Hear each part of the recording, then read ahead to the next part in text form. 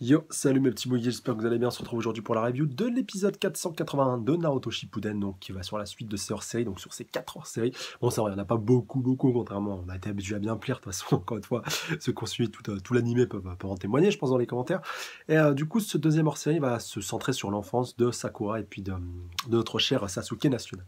Donc on démarre directement avec Sasuke, donc on va revenir sur un point, assez redondant, assez répétitif avec Itachi, mais avec une petite pointe d'originalité, donc quand même, voilà, ça mérite d'être mentionné, puis ça nous montrait les Uchiwa sous un nouveau jour, en tout cas la famille de Sasuke, pour être précis, vu qu'on n'a pas vu le reste du clan, et que c'était pas trop utile dans cet épisode-ci.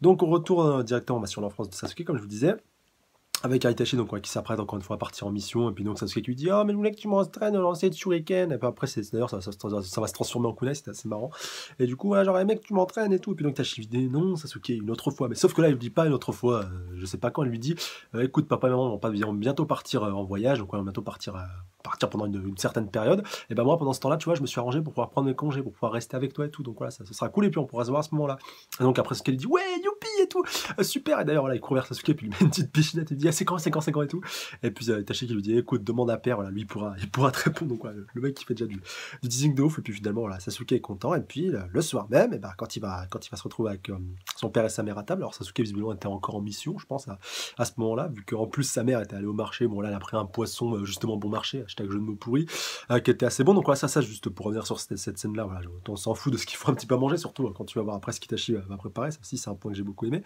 mais par rapport au fait que voilà, bah, là tu vois la famille Uchiwa un petit peu, pas pratiquement au grand complet, il manque avec Itachi à table, c'est un petit peu dommage qu'il n'ait pas été là, mais bon. Mais on voit en tout cas Fugaku, donc le père de Sasuke, et puis Makoto, donc sa mère, donc on va vraiment...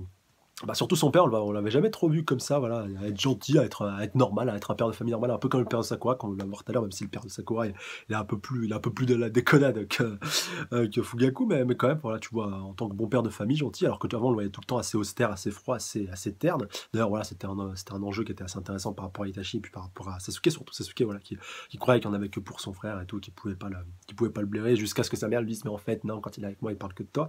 Là, au moins, c'était bien, ça a cassé un peu cette image-là, et ça a permis d'avoir une vision neuve de Fugaku, non, c'est pas plus mal, même si c'est vrai que c'est pas tout à fait canon. Enfin, je veux dire, les puristes doivent pas être trop pour ce genre d'adaptation. Moi, je voulais quand même revenir vite fait là-dessus. Puis donc, finalement, bah, son père va lui donner la réponse qu'il voulait par rapport à quand il partent en voyage. Je crois que c'est dans un mois, et donc il devait rendre visite à la famille de la mère de Sasuke, donc Makoto.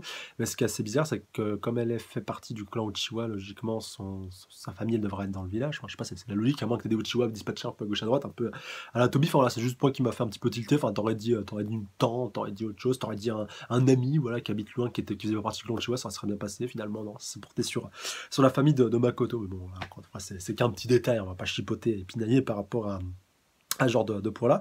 Puis donc finalement, voilà, il décide de partir, donc un petit peu avant quand même, on va avoir le petit entraînement du kunai. D'ailleurs, sa mère lui avait proposé d'entraîner, comme elle l'a fait, on l'avait vu déjà dans le manga, et puis même dans l'animé.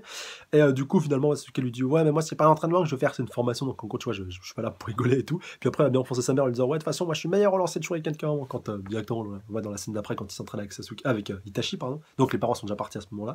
Et donc, voilà, Sasuke arrive à se débrouiller à peu près comme il faut par rapport à ses kunai qui lancent sur la cible, jusqu'à ce que Itachi lui fasse une véritable démonstration, tape 4 à gauche, tape 4 à droite, et puis à la fin il reste à la place pour en mettre 2 en bas, tu vois que c'est Itachi qui les prépare, et puis en fait non, il te les fout en plein sur la cible, avec un qui plante l'autre sur la cible. Alors, je vais pas vous refaire toute la scène, mais c'était assez classe, encore une fois, voilà. De toute façon c'est du Itachi, et puis donc il dit ouais super, t'es trop fort et tout, Anissan, j'espère pouvoir devenir comme toi plus tard, je vais devenir super fort et tout, et puis c'est Itachi, voilà, qui arrête pas de lui remarteler, c'est vrai qu'il va lui dire à plusieurs reprises, mais non, mais de toute manière, voilà, tu es destiné à aller plus loin que moi, tu seras meilleur que moi plus tard, donc on va continuer de t'entraîner, lâche rien, et puis tu y arriveras, voilà, faut juste que tu laisses un petit peu du temps au temps, et tu seras bientôt aussi fort que moi, même après, comme il le précise, tu vas même me surpasser. Et puis après, donc voilà, la journée passe tranquille jusqu'à ce que le soir tombe, et puis finalement, voilà, il lui dit Sasuke, ah super, on a passé une super journée, j'espère qu'on pourra refaire ça bientôt, youpi. Et puis Itachi qui lui dit, ouais, t'inquiète pas, dès que j'en aurai la possibilité, voilà, on se fera une petite, on se fera une petite soirée, enfin, une petite journée comme ça, voilà, une journée qui passe bien entre frangins. Et puis du coup, un petit peu après, donc il décide de lui parler un petit peu plus voilà, de l'histoire du clan, donc voilà, par rapport à l'éventail qui représente le vent qui amplifie le feu de Uchiwa. Bon, après, ça, on l'a vu à plusieurs reprises avec Naruto Sasuke quand ils avaient combattu, et puis même Naruto qui était revenu longuement là-dessus, déjà quand on lui avait appris les 4 natures élémentaires du chakra par rapport au vent qui amplifie justement son vent à lui, qui amplifie le feu de Sasuke. Après, on a vu la mise en scène durant le combat contre Obito, donc ouais, je vais pas vous refaire toute l'histoire, mais toute cette symbolique-là qui était déjà présente dès le début, ça aussi, c'est un très bon point, et déjà Sasuke en avait conscience à ce moment-là. Et après, on a la grosse question de Sasuke, ça j'ai beaucoup aimé. Voilà, elle nous ramène un petit peu à la trame principale, même si on n'a eu à aucun moment on a pensé à la dualité d'Itachi, au fait qu'il a un peu le cul entre les chaises déjà pardon, à ce moment-là. Mais quand même, on a une petite phrase de Sasuke qui nous le rappelle un petit peu, voilà, ok, on l'aurait oublié, parce que c'est vrai qu'il n'y a pas eu de Sharingan non plus dans cet épisode, ni voilà, quand Itachi a fait son gros lancer de kunai, donc voilà, où il a réussi à le planter l'un à l'intérieur de l'autre pour bloquer sur la cible, il n'avait pas le Sharingan activé, donc voilà, tu vois quand même que le mec il est balèze sans en avoir besoin. Et du coup, voilà, pour revenir sur ce point-là, j'ai beaucoup aimé la phrase justement de Sasuke la question pardon qu'il lui pose. Est-ce que tout simplement, est-ce que tout ce qu'il fait, voilà, avec ses missions et tout, avec son entraînement, est-ce qu'il le fait pour le bien du clan?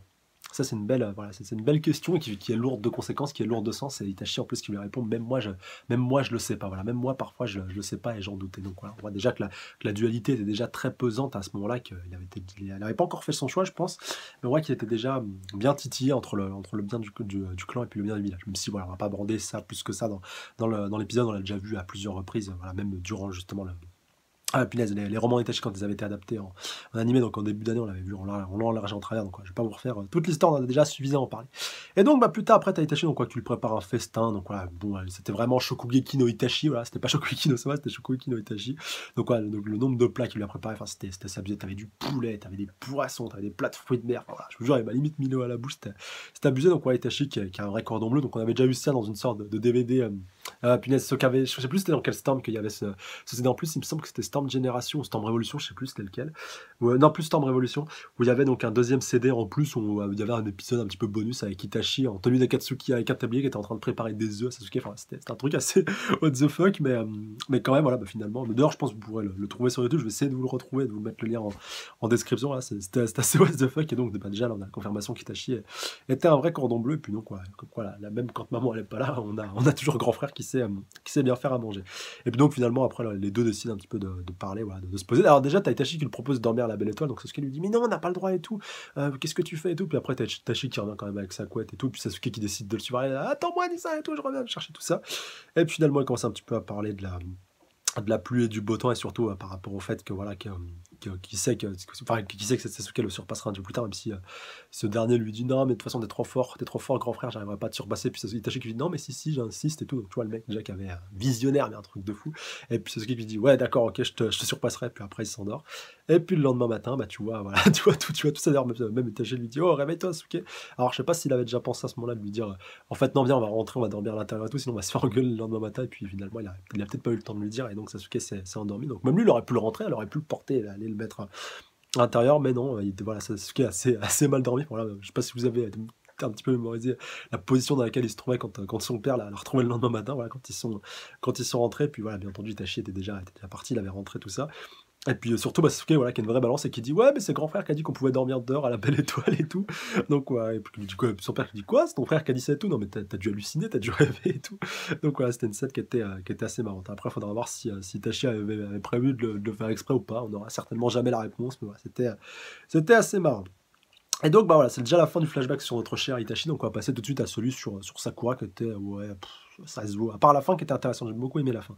Donc on voit Sakura courir un petit peu à gauche à droite dans la forêt, jusqu'à ce qu'elle arrive sur sa cabane. Alors ça, on avait, voilà, point de nouveauté.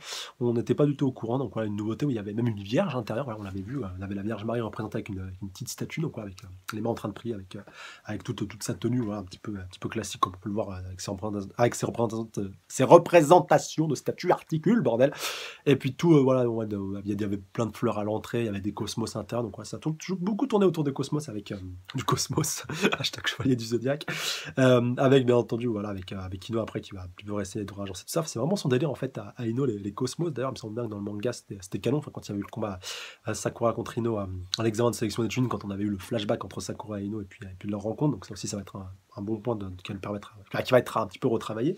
Et Du coup, on va voir un petit peu après, donc ouais, Sakura qui essaie un petit peu de se coiffer, mais elle arrive pas à trouver de toute façon ce qui arrive à lui correspondre. Alors, on voit qu'elle essaie de cacher sa frange, un petit peu comme elle aimait le faire quand elle était petite. Et puis finalement, bah, ses cheveux retombent devant, voilà, elle retombe vraiment sur sa gueule, et puis voilà, ça met encore plus en avant son front, même si elle essaie de le camoufler. Voilà, quand Mino va lui faire la remarque après, voilà, c'est en essayant de les cacher que les gens vont en parler le plus, donc voilà, tu dois l'assumer. Ça, je reviendrai sur ce point un petit peu après.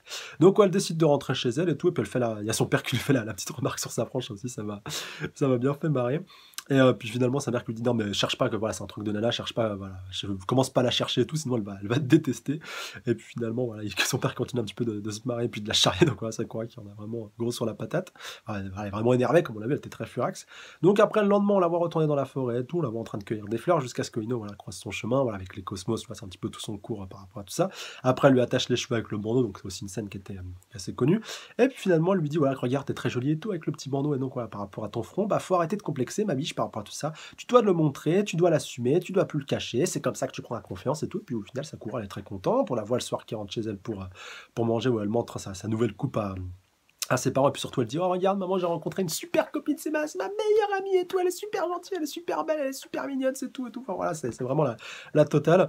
Et donc voilà, elle est vraiment super contente. Et d'ailleurs son père va manquer de lui faire une remarque, ah bon bah si elle est si belle que ça, je devrais peut-être me la présenter, hashtag pervers pédophile. Non, je rigole. Voilà, non, faut pas déconner, il a dit ça juste pour la charrier. Et puis surtout après voilà, il va faire un bon compliment à sa mère, voilà, qui va lui faire plaisir en plus à la mère de Sakura, donc voilà, en lui disant que regarde, elle me rappelle, t'es aussi belle que ta mère quand elle était là, donc elle dit oh tu me flattes et tout, chérie, papa et tout. Comment tu parles, enfin papa, ouais, bien entendu, que les parents ils aiment bien, ça va papa, ça va maman et tout, enfin voilà, tu vois le délire. Et puis tout, du coup ouais, tout se passe pour le mieux, jusqu'à ce que, alors là par contre, il y a beaucoup de monde, je pense, qui ont dû haïr le père de Sakura pour ça, quand il lui dit oh tu devrais peut-être te trouver un amoureux et tout, non. Et puis donc Sakura qui lui dit ah tais-toi, voilà, parle-moi pas de ça et tout, tu la vois complexer à mort. Et en gros, en fait, on comprend en conscience que si son père lui avait pas dit ça à ce moment-là, ben, on aurait peut-être jamais eu tout ce tralala par rapport à Sasuke. Peut-être elle serait tombée amoureuse de lui, mais peut-être qu'elle aurait pas autant cherché, elle aurait pas autant insisté si son père lui avait pas dit ça à ce moment-là. Après, voilà, on saura jamais, mais moi, franchement, ça m'a vraiment fait tilt quand il a fait ça, que c'était lui vraiment qui avait allumé la mèche de cette love story, voilà, qu'on a dû se bouffer pendant plus de 700 chapitres et pratiquement, enfin, ouais, autant d'épisodes, voilà, avec tous les hors-séries. Donc voilà, quand même, faut le souligner, voilà, 1400 chapitres épisodes au total, c'est beaucoup pour nous, même si on n'avait pas tous les chapitres et tous les épisodes, ça a été assez dur à supporter. Je pense pas que je sois le seul d'ailleurs. Et sa mère, quand même, qui lui dit de prendre soin de sa meilleure amie. Donc voilà, maintenant que t'as une meilleure amie et tout, faut que t'en prennes soin. Voilà, faut que tu t'arrives à te montrer digne d'elle. Voilà, elle a été gentille pour toi, elle a été bonne pour toi. Donc c'est à toi maintenant de lui rendre un petit peu l'appareil. Donc on voit quand même que Sakura a plein de bonne attention, elle va continuer à faire ça. D'ailleurs, elle va le faire directement le lendemain, vu qu'elle va montrer un petit peu sa cabane et puis son petit jardin secret à Ino. Donc il va y avoir justement les cosmos en train de pousser, en train un petit peu de. Après, elle va aller réagencer tout ça. Et Sakura, un petit peu gênée, elle lui dit bah j'ai trouvé un amoureux en fait. Et donc Ino qui lui dit bah vas-y, bah dis-moi qui c'est. Et donc elle lui dit bah en fait c'est Sasuke. Donc voilà, en fait, je suis amoureux de lui. Puis donc après, Ino qui lui dit ah, attends, moi, en fait, faut que je revienne, faut que j'aille chercher un truc. Alors qu'en fait, elle s'est juste cassée, voilà, ça l'a juste énervée parce que elle s'était tombée amoureux du même garçon. Bon, ça aussi, on l'a revu à plusieurs reprises dans le manga et puis dans l'animé, voilà, par l'occasion, encore une fois, de cet examen de sélection d'études avec le flashback qu'on a revu à plusieurs reprises. Et donc, bah, à ce moment-là, t'as Ino qui essaie de couper les ponts avec Sakura, donc on la revoit avec sa bande de potes et tout, qui lui disent oh, tu traînais pas avec Sakura pendant un temps. Elle dit Sakura, non. Enfin, elle le dit pas, je connais pas, mais elle dit non, pas du tout, j'ai pas traîné avec elle et tout. Donc, tu vois qu'elle a déjà coupé les ponts avec elle, donc, alors que Sakura, il y a 2 secondes avant, tu crois, enfin, elle disait à ses parents, ouais, c'est ma meilleure amie et tout.